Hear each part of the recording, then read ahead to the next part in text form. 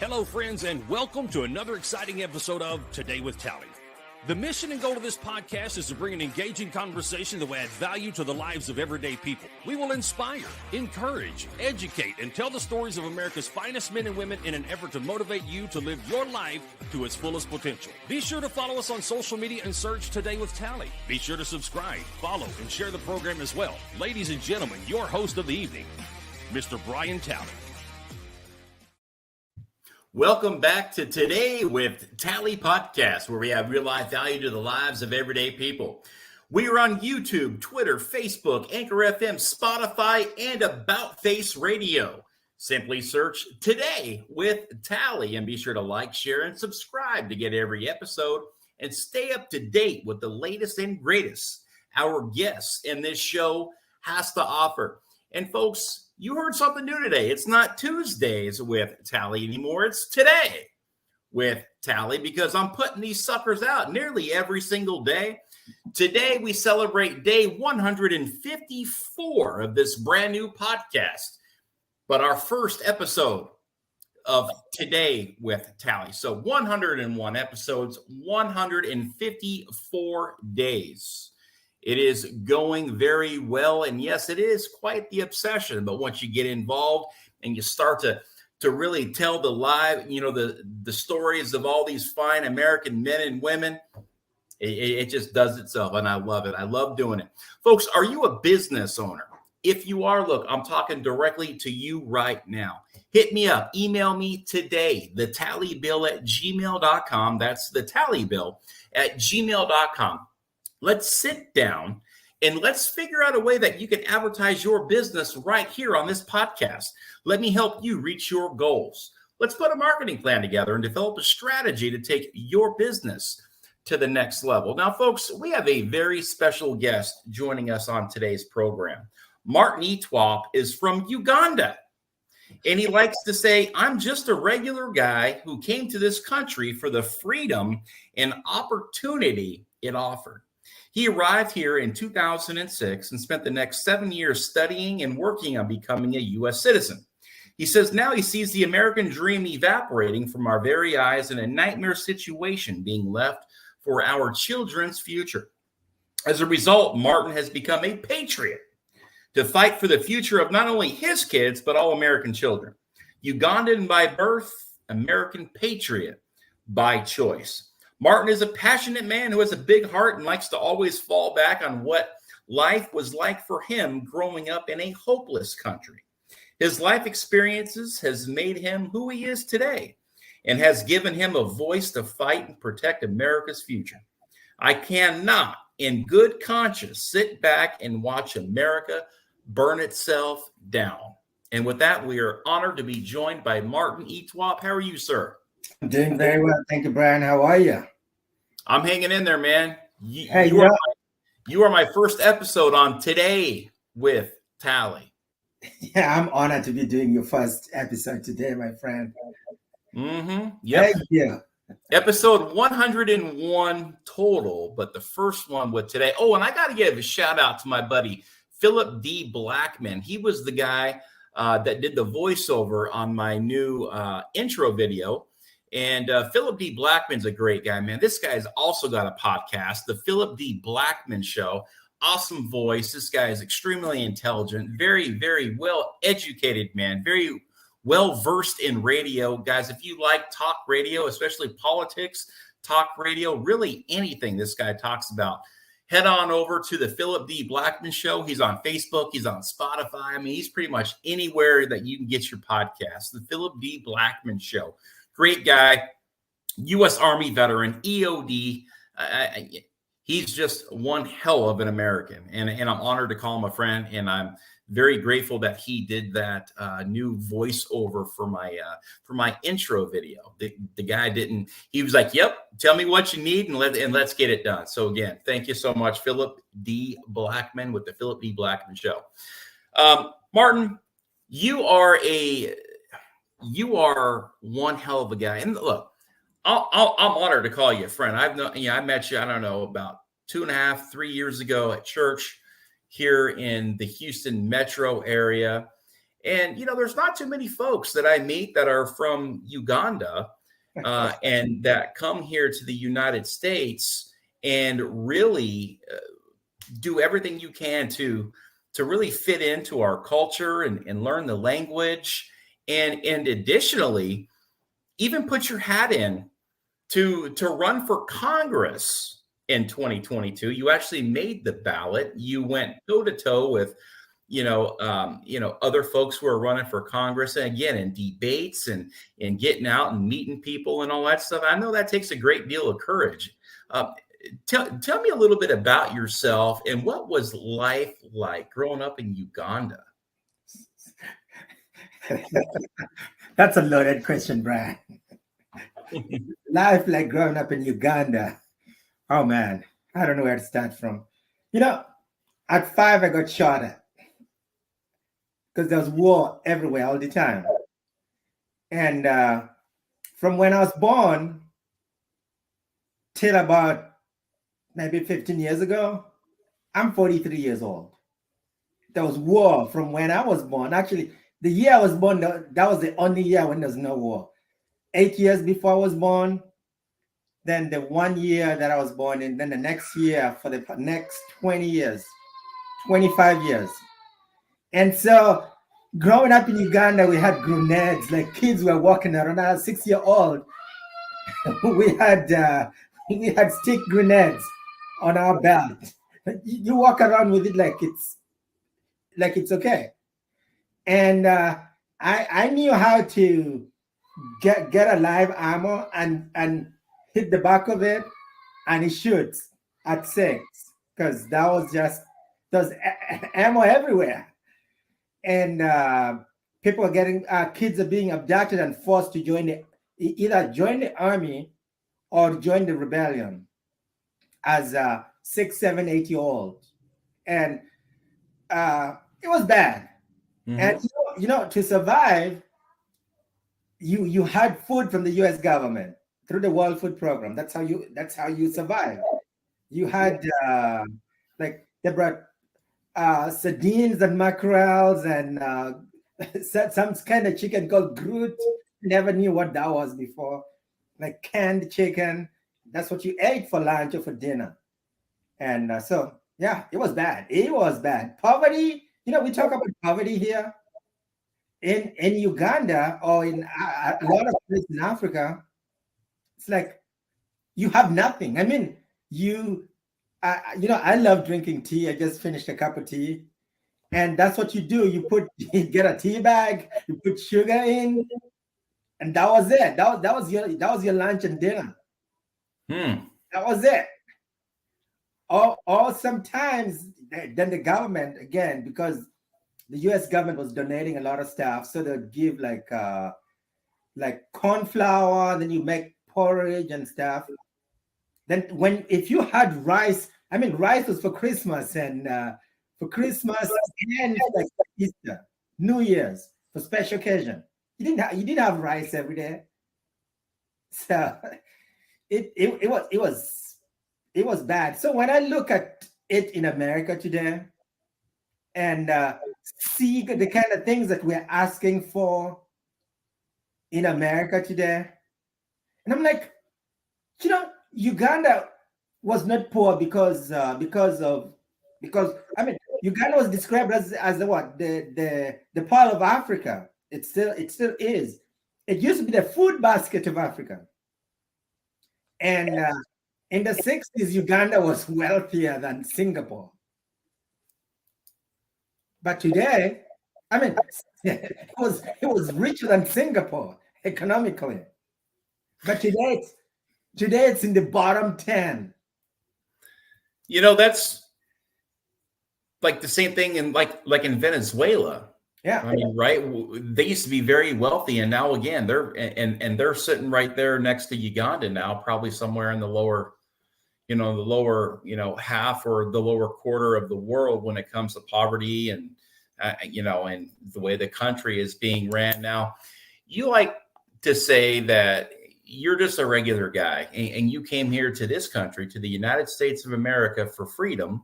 and the opportunity that it offered. Now, you got here in 2006 and you did the hard work. You sat down, you were laser focused, and you would spend the next 7 years studying and working on becoming a U.S. citizen. What brought you here to the United States, and what inspired you?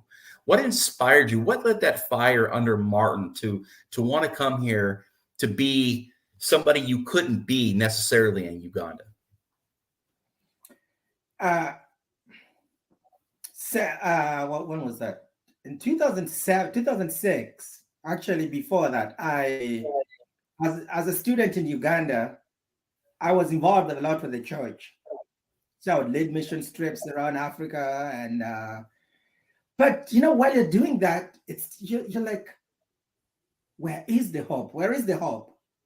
You're doing all that you can, but you're quite certain that there's nowhere else to go. Uganda is considered like the youngest nation.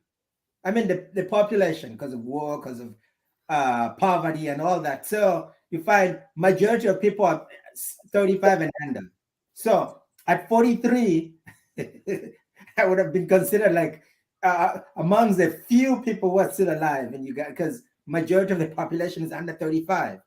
And when I came here as a 26-year-old, I was already 26. I came here and I was self-employed, you're told when you're under 35 that, oh, you're just a kid. So I came here thinking I was just a kid. Then I realized, oh, shoot, I gotta start working. I gotta start making my life, turning it around.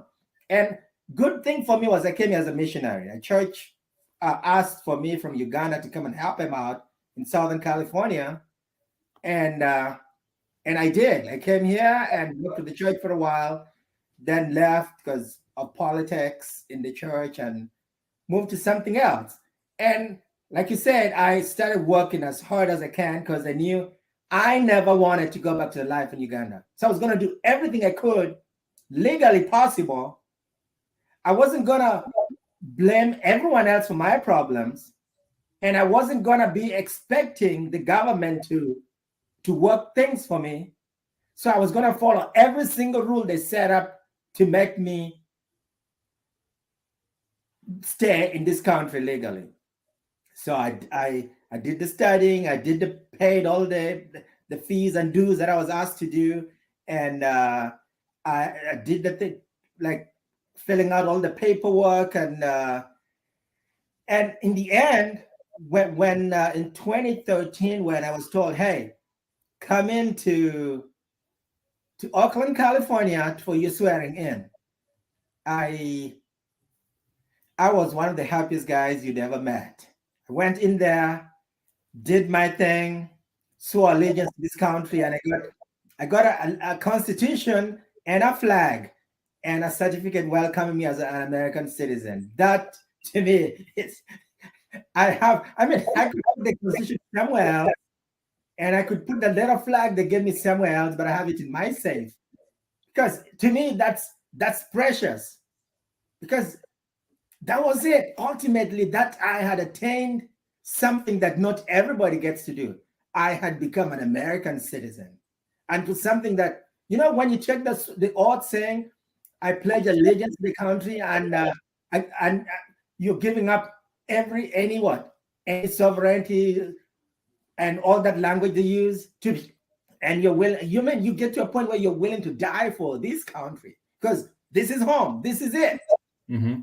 And so to me, I would do anything because this country has given me everything. I went to school, graduated with business admin at Liberty University, went to law school, graduated, and I've worked at different places. And I'm just have 3 beautiful kids, a lovely and beautiful wife.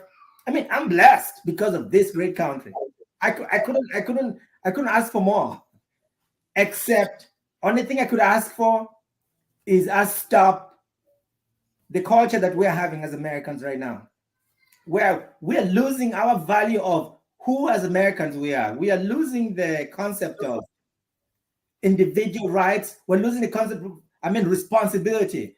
I work for what I earn, and you work for what you earn, and I shouldn't expect Brian to work on my behalf, and I just sit around and wait for the government to take from Brian and give to me. We can't be doing that. We can leave that to Uganda, where that's given to only specific people whom the government favors, and the rest of you are left to die. We can't do that in America. We can leave that to Venezuela. We can leave that to Cuba or to Russia or to China, but we can't do that. This is the only free nation in the world. So maybe if we say like acting again like this is a free nation, then we would be like way farther than we are right now. Now, Martin, you are what I would classify as the poster child, really, for what legal immigration is and what it should be. You are a great example, for all who are coming here, to change their life, to improve the quality of their life, for the betterment of what they are and what they want to achieve as a human being, if you will. Now, how do you feel having come here and done everything by the book, checking all the boxes, and studying and being a contributor to this country and doing it in an honorable way? How do you feel about our current immigration policy that's going on right now in our country? Brian, sorry for laughing, but it's laughable, but it's one of the saddest things that's happening. More than just the fact that the only way to tell that a country is sovereign is by having its own borders that it controls. There's not a single nation that is sovereign that has open borders. That's the first definition of sovereignty, when you can control who comes in and lives. And but more than just that, with the drug crisis coming in because of this. Okay, let's say we want everybody to come in because we are the most humanitarian, we are the most generous people. But then if you're letting everybody come in, and there's all these drugs coming in, and there's all these terrorists coming in, and there's all these unvetted people who are shooting people on the street.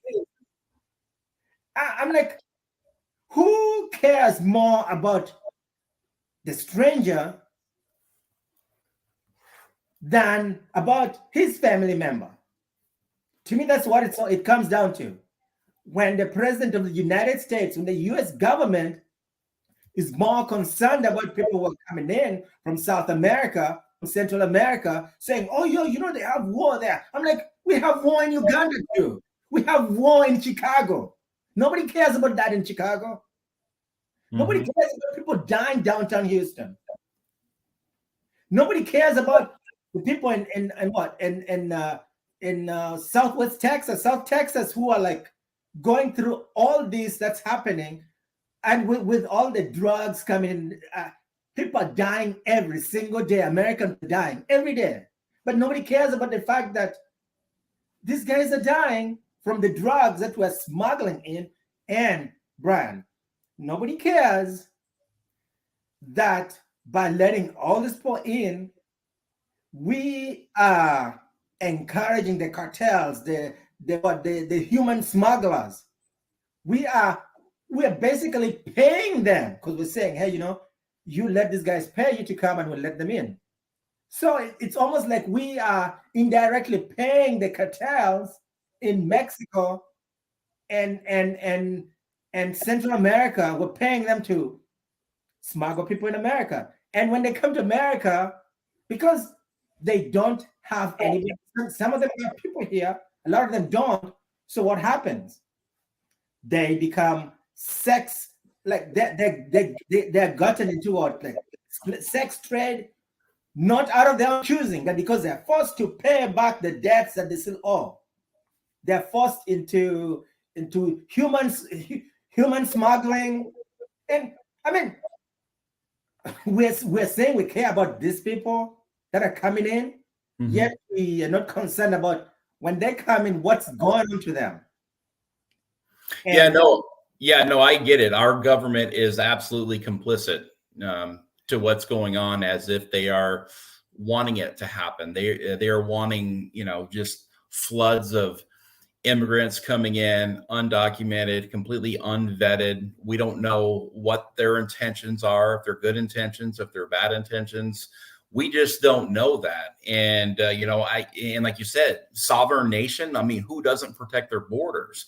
And, and having a guy like you come in from Uganda at the age of 26 years old and having spent so much time and energy going to school, you're an educated man, you've been through law school, you ran for Congress, you probably know 99.9% more of American history than the majority of Americans do, because you have done all of the hard work. Like I said, you've checked all those boxes.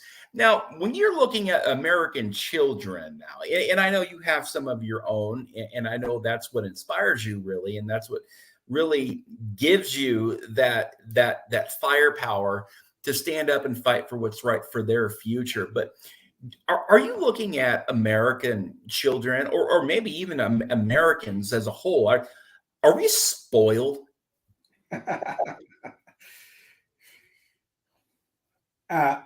American children are the most spoiled kids I know. Even my kids are spoiled. Yeah. I need to do better with my kids. And sometimes we blame the government, we blame the schools, but we have abdicated our roles as parents and given the government to parent for us. And then our kids expect, there's no accountability from our kids, because we don't hold them accountable. So my kid will walk in and ask for anything, and I'm like, sure, why not? They're like, hey, can I go play on the streets and then throw rocks at the cars passing by? I'm like, sure, why not? Because, and I'm like, nope. If you do that, you're going to get a spanking. You're going to get grounded. We don't do that. Why? Because we've decided we've let the school system parent our kids. We've let CPS parent our kids. We've let the government parent our kids. We have decided we are just going to wait on what the government tells us to do. That's what we're going to do. And so I don't blame the kids. I blame myself for giving up my responsibility. I mean, my responsibility as a parent is not from the government. God commands me to train up my kids in a way that they should go. That is my job.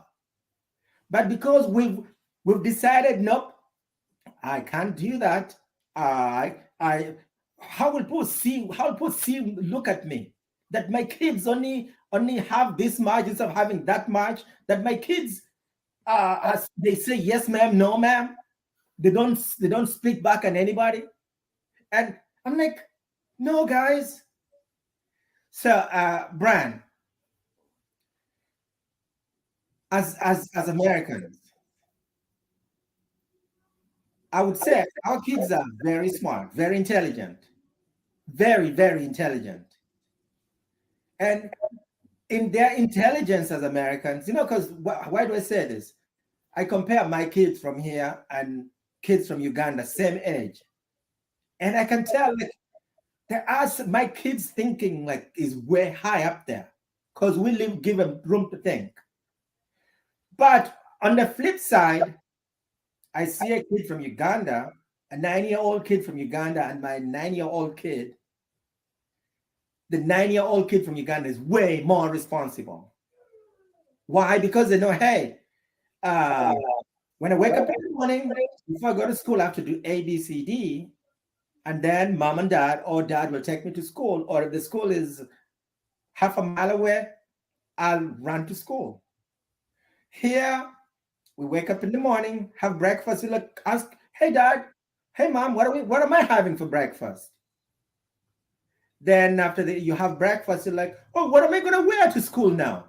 You're like, dude, go brush your teeth, get dressed, get some cereal. When it's time to go, I'll let you come. Let me know you're ready, and we'll go to school.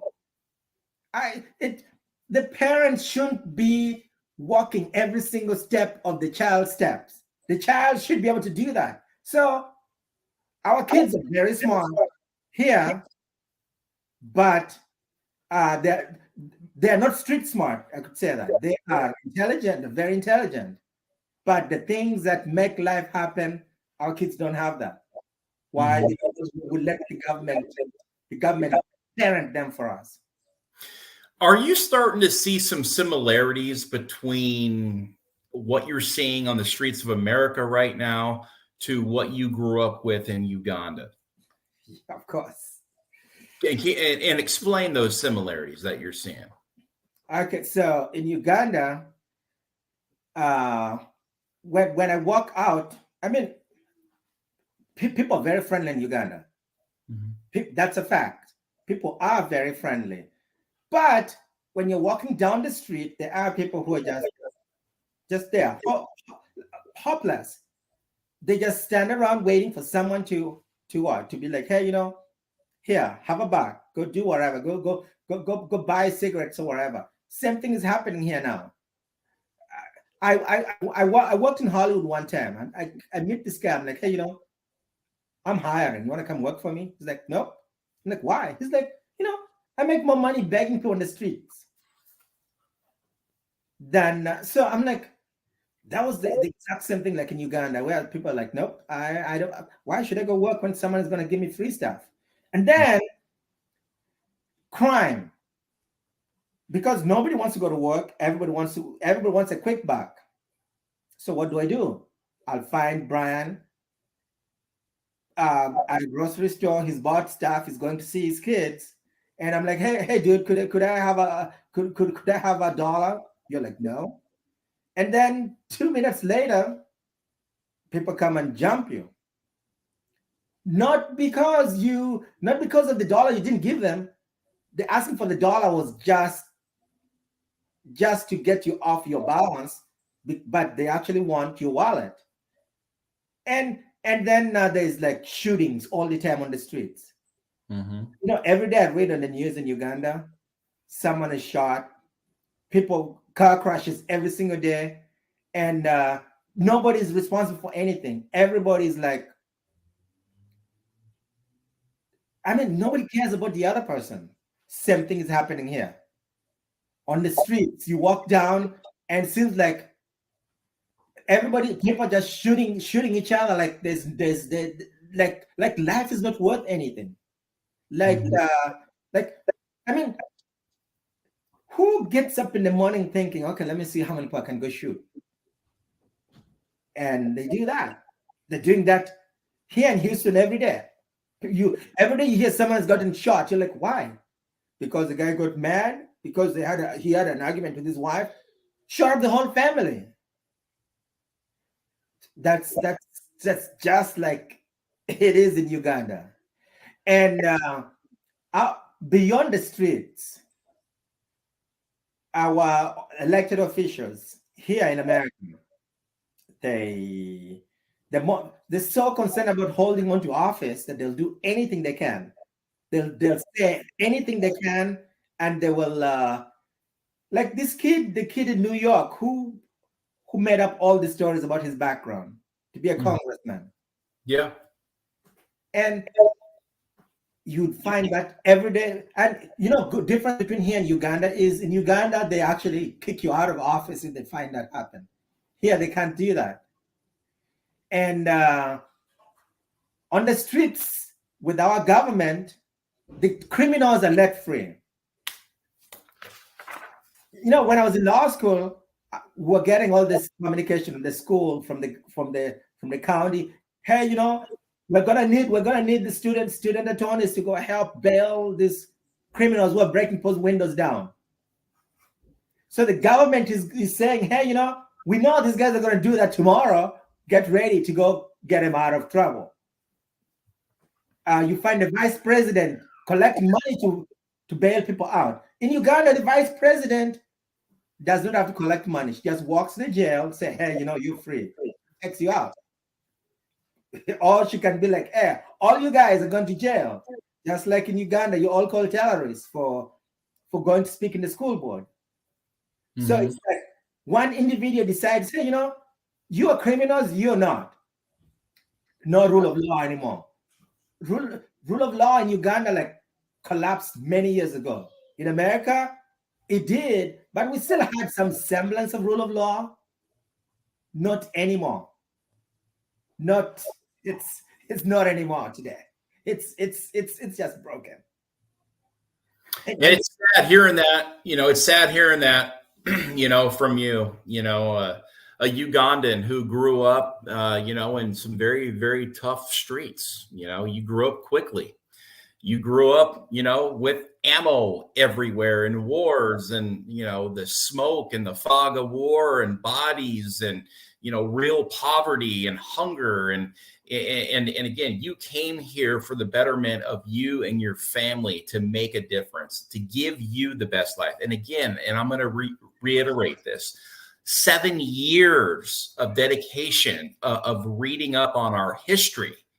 Now, what does it make you feel like as a Ugandan coming here to work again, to put in the hard work, to learn all of our American history, and then to watch it kind of evaporate right before your eyes as statues are being removed all over our country and our history books are being rewritten or taken out of schools? How does that make you feel? I mean, does it make you feel like you wasted your time? It makes me feel sad. It makes me feel like people don't appreciate what they got. Mm-hmm. When I was in high school, my principal used to call hooligans. Used to be like, you guys are acting like hooligans. Makes me feel like America's become a hooligan state, where like doing all that, going through all the, paying all the dues that I have to do, and reading up on the American history, American culture, and taking the quiz, and then pass. Because to become a citizen, you have to take that. You pass that civic test, and then looking around and seeing, number one, a lot of people don't even know what their history is. I'm reading that the Articles of Confederation and Perpetual Union, and I'm reading the Texas Constitution right now. And not because I went to law school, I'm trying to understand all the law, but I'm like, as a responsible citizen, I need to understand our history, and I need to understand what our setup is like today. And that setup sometimes is based on our history. That's why Scalia used to talk about history and tradition, the Supreme Court justice. And the history of this nation created what we are today. The traditions that we built along the way made America what we are today. So if we're trying to break those down, if we're trying to break our history down, our traditions down, we're trying to say, hey, we don't even know the definition of a woman anymore today. Dr. Stella Emanuel was like, how I know that I'm a woman? I just look down. And they're like, it's that simple. But no, we're trying to change that to redefine who a man is in America today. We're trying to redefine who made a difference in this country. I mean, if you break down the statue, let's say, of Abraham Lincoln, mm-hmm. then how will you know more about what contribution he made to this great nation? How do we know? How do we study more about him if we get rid of him? It's like saying we're gonna read the Bible but get rid of Jesus out of the Bible. How did you do that? We're saying, we're gonna learn about God, but with no God. You can't do that. You can't whether you were on one side of the Civil War or the other side, both sides made America what America is today. And we need to recognize that because of these wars, it created the culture that America is. It defined who we are. It gave us that belief that, hey, we can fight for what is ours. We can stand firm. And it also gave us the belief that, there's always going to be time when we disagree. I'm reading, I have it somewhere. The Federalist and the Anti-Federalist papers. And why? Because these groups, while they're writing the Constitution of America, they had a lot of discussions between them. We always talk about the Federalists, but did you know that the Anti-Federalists were the ones who made sure we have the Bill of Rights? The Federalists wanted big power for the federal government. Anti-Federalists are like, nope. If you guys don't include these freedoms for the individuals as Americans, we're not going to sign. But if you don't read about these guys, you can never know where you won't tell that reason why I can speak today is because some old anti-federalist guy fought for me to be able to speak with you on right now without having the FBI come and break into my house like they do in Uganda every day. Mm-hmm. And so when we're trying to redefine our history the way we're trying to do right now, when we're trying to, and why are we doing that? Because we're trying to cater for a few people who came here illegally, and we don't want them to feel that, dude, you can't be here. So what do? We try to redefine everything to please these few, because by pleasing them, either along the way they might start voting for us or their kids vote for us. But if we don't redefine, for instance, when we're talking about like all this historical, like Catholic churches, the priests came and put up all these missions all over America. And today we're like, oh no, those guys were a bunch of bad people who killed the Indians. It's true, some Indians got killed along the way. It's true in the creation of every nation. Someone is going to die. In the Civil War, people died. But just because people died does not mean that now we wipe out that part of history. They say those who deny history, they're bound to repeat the same thing over and over. So if we decide that Hitler didn't exist, that 6 million Jews were not killed, if we decide to say that did not happen, guess what's going to happen? Because we're going to scrap it off of the books. Nobody's going to hear about that. Nobody's going to watch out for another Hitler in the future. So Hitler is going to come up again in a new way. But if we leave that history and we know, Hitler existed, this is about Hitler, then we know, okay, we can't do the same thing again. But in America today, we're saying, hey, let's get rid of everything we don't like, just because it tickles my emotions. So, Brian, fact, as Americans, we are too emotional. We use our feelings to do things, to move. Every action is done through feelings, and then there's that thing called what? Emotional intelligence. That's the being able to control your emotions, being able to tell your emotion, hey, guess what? I know you exist, but I can't punch my way through this because I'm mad. Maybe I should pull back and listen for a second.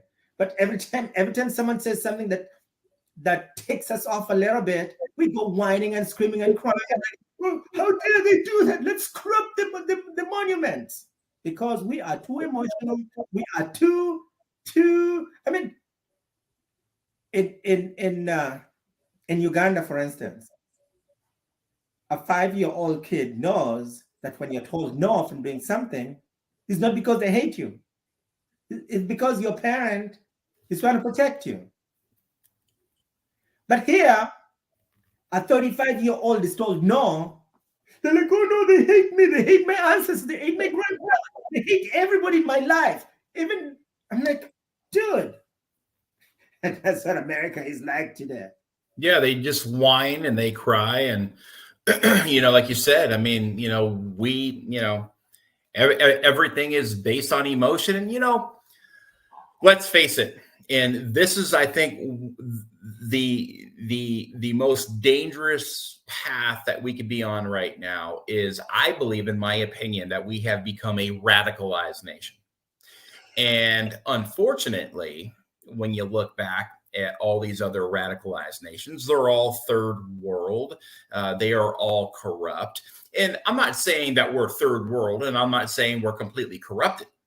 What I'm saying is that when it comes to politics, the emotion, we have become radicalized. Mm-hmm. You are either on this side or you're on this side. And there seems to be no gray area anymore for people to sit down at the same table and to have a simple conversation. Mm-hmm. I remember back in old America, we used to perhaps agree to disagree, but not anymore. Fists are flying. People are getting shot because they believe a certain thing. And if this guy doesn't agree with this guy, they're fighting.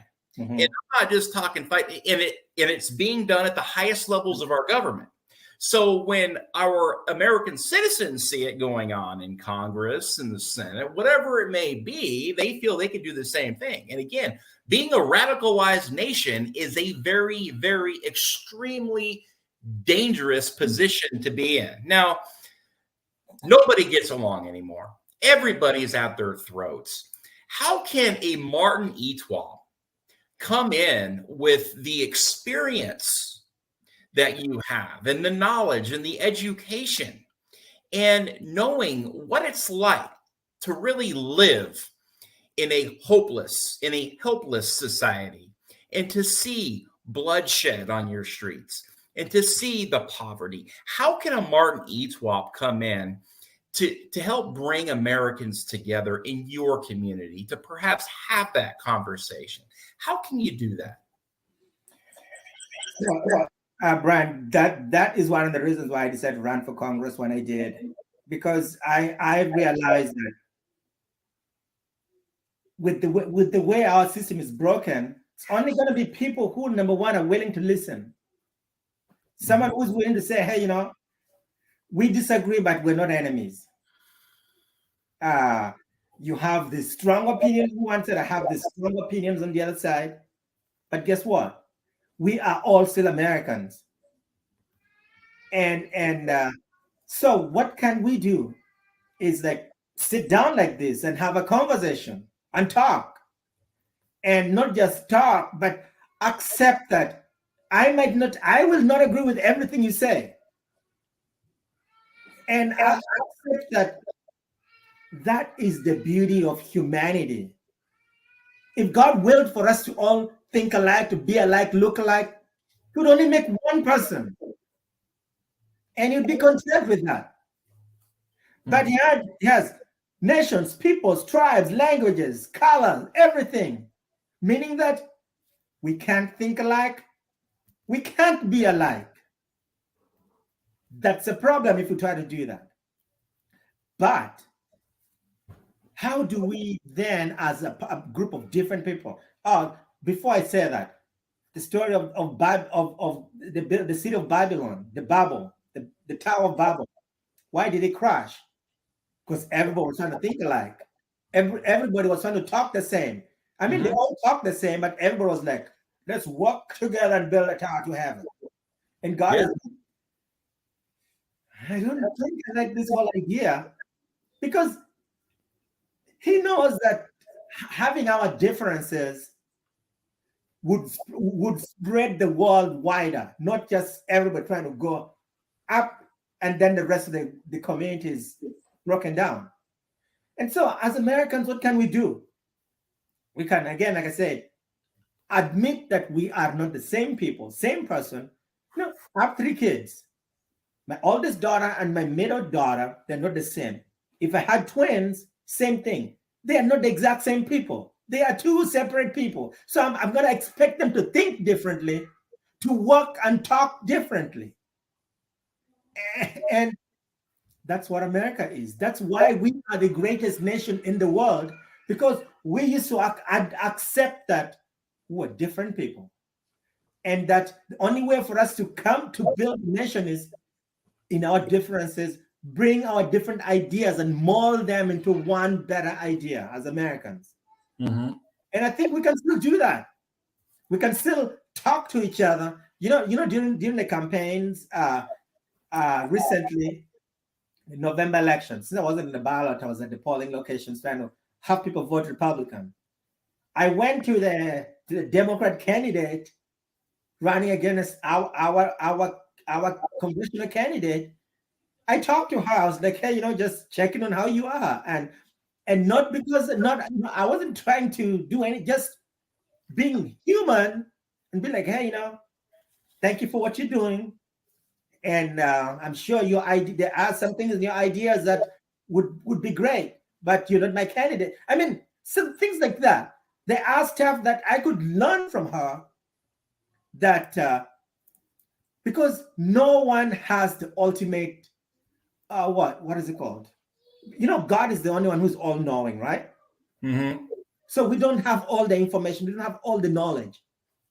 We can glean knowledge from every angle, from everybody, from a 2-year-old, from my 18-month-old, or from you, from everybody. We get, so if we just stuck to the way we are today, where it's like my way and my way alone or nothing, we're doomed. We are doomed as a nation. And I really think in Congress, we have to have priorities on what we fight for. There are certain things that you don't negotiate certain things away. That's true. But then there are some things that it can go either way.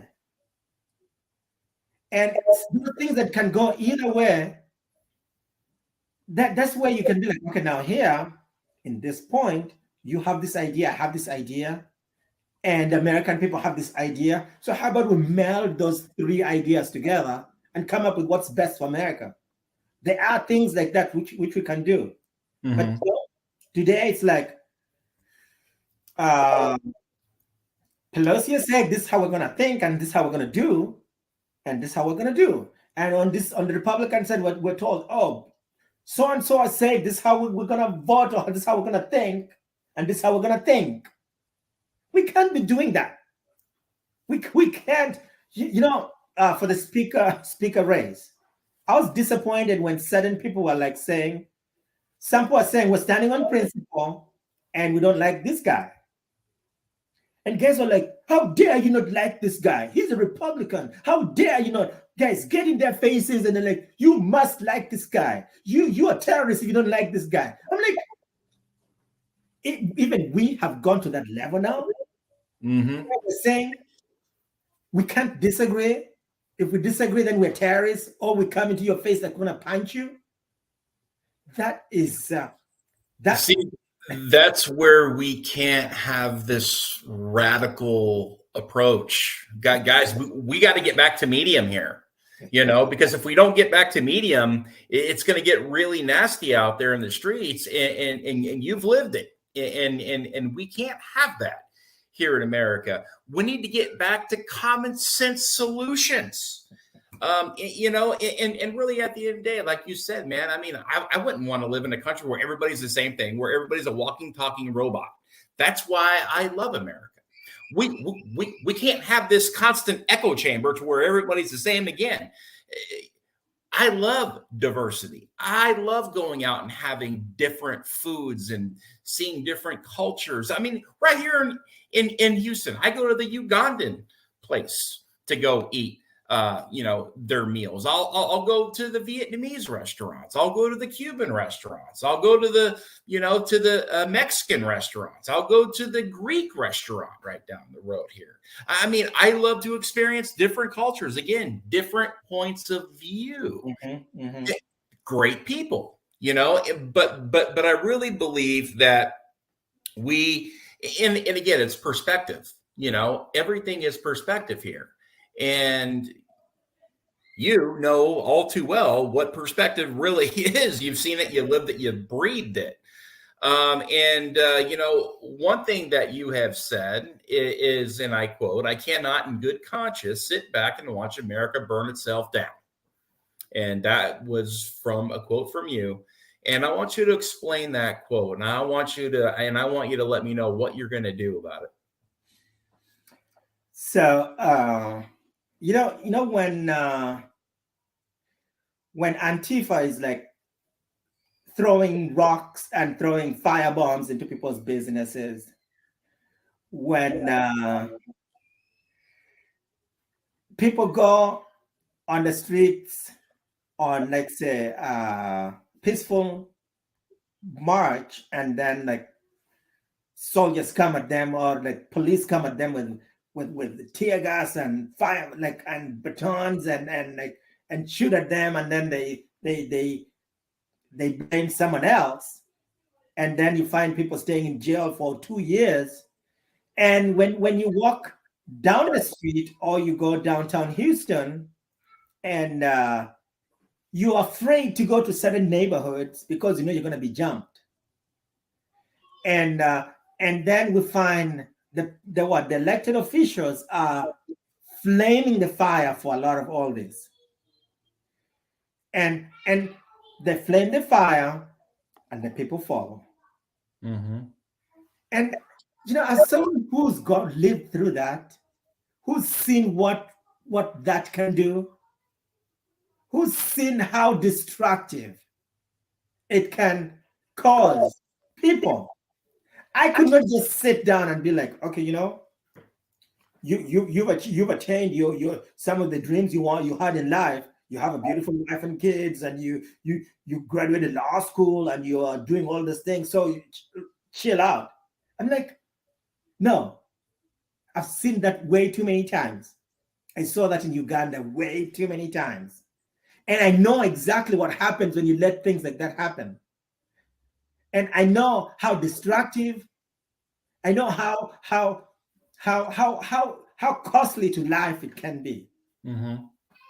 And so when like I'm saying, when Antifa is breaking down windows, destroying people's businesses, when we have groups like Black Lives Matter, for instance, like destroying property, and we're like, that's okay. They're arguing for their racial rights and whatever. Like, do you know what you're talking about? And so why I say I can't sit back and watch is because I want my son, when he grows up, he's 1.5 years. I want him to be able to walk down the street and feel free as an American to walk and own a business without being afraid that someone is gonna come take over, like, destroy his property. I want him to own a business where he's not afraid someone is gonna come loot, take everything he owns, and the government is just gonna be like, hey, what can we do? I want an America where my 9-year-old daughter can go out, hang out with friends, and go back home without people saying, hey, why does your last name sound like that? Are you African? And oh yeah, since you're African, you're my buddy, you're my friend. And so because you're African, you can get this status in life. You can go through the quick way out because you have an African name. So you can cause trouble, and we'll get you out. You can just stay home from work, and we'll take care of you. You can want to go to college and just wave your African title, and you don't have to compete. You have one way to go through. While the rest of the people, because they are not African, because they are Caucasian, they have to walk through all this. They have to work at it. And if they work and do it better than you, then we blame them that because their ancestors 200 years ago did something. I'm like, how do you know this guy's ancestor did that? And by the way, I'm from Uganda. You're from Uganda. Your dad's from Uganda. So the other ancestor had nothing to do with you. That's the America I want, where everybody's like, hey, we've had a whole lot of fresh beginnings all this time. So can we use that new start and just go as Americans? Mm-hmm. Red, yellow, black, and white, all are precious in his sight, and just be Americans. Mm-hmm. When you fly overseas and then you reach, let's say you're going to Uganda or Kenya, you meet a guy who's from Boston, but because he's an American, sometimes you have this connection with them just because you're from the same country. And I wish we had that same connection back here too, where we feel like, hey, yeah, that camaraderie. We are Americans. Mm-hmm. We can do anything together, because this is home. This is our home. We gotta protect. We gotta stand for it. Stand with it. Build it up together. Oh, absolutely. We will. Yeah, there is hope out there for sure to be had. But Martin, look, we're up against time here. I could see it and I could feel the emotion. I know that you are genuinely concerned, and you have great reason to be. And we appreciate the perspective that you've given us today. And again, I mean, you are a very sophisticated guy, and I think a lot of people value your opinion. And I think that's why you would be a great member of Congress. I mean, you're already a phenomenal community leader here in the Houston area. And again, I just want to connect people with you. Guys, if you want to learn a little bit more about Martin, go check him out on Facebook at Martin Etwop, or check him out online. He's got a website, martinetwop.com. That's Martin, E-T-W-O-P, martinetwop.com. And guy's very friendly. He's very approachable. Sit down, have a conversation. He will tell you a lot of great stories about his life growing up in Uganda and where he is today, and where he plans on heading in this walk in life. But thank you for joining us again today, Martin. We sincerely appreciate everything you have done and continue to do in the state of Texas, Montgomery County, and our local community. Your work certainly hasn't gone unnoticed, and you, my friend, are a great American. Thank you, Brian. Thanks for having me. Yeah, I appreciate that. Folks, stay inspired, stay encouraged, stay motivated, and always